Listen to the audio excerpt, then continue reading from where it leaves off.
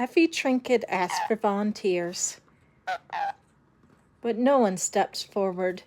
He has 2 older brothers, I know. I've seen them in the bakery. But one probably is too old to volunteer, and the other won't. This is standard. Family devotion only goes so far for most people on reaping day.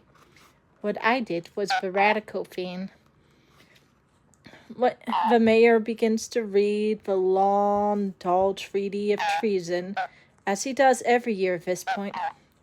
It's required, but I'm not listening to a word. Why him, I think. Then I try to convince myself it doesn't matter. Peter Millark and I are not friends, not even neighbors. We don't speak. Our only real interaction happened years ago. He's probably forgotten it, but I haven't. And I know I never will. It was during the worst time. My father had been killed in the mine accident. My father had been killed in a mine accident 3 months earlier. In the bitterness of January, anyone could remember.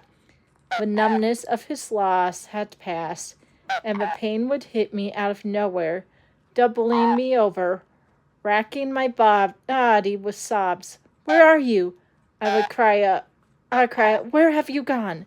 Of course there was no answer. The district had given us a small amount of money as compensation for his death, enough to cover 1 month of grieving, at which time my mother would be expected to get a job. Only she didn't. She didn't do anything but sit in a propped-up chair, or more often huddled under blankets on her bed, eyes fixed on some point at some point in the distance.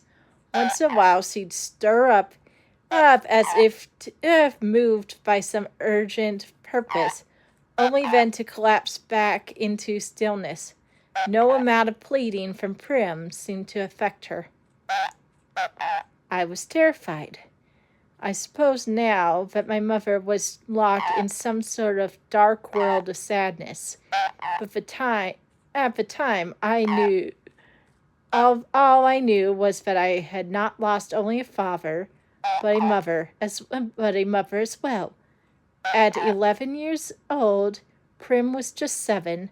I took over as head of the family.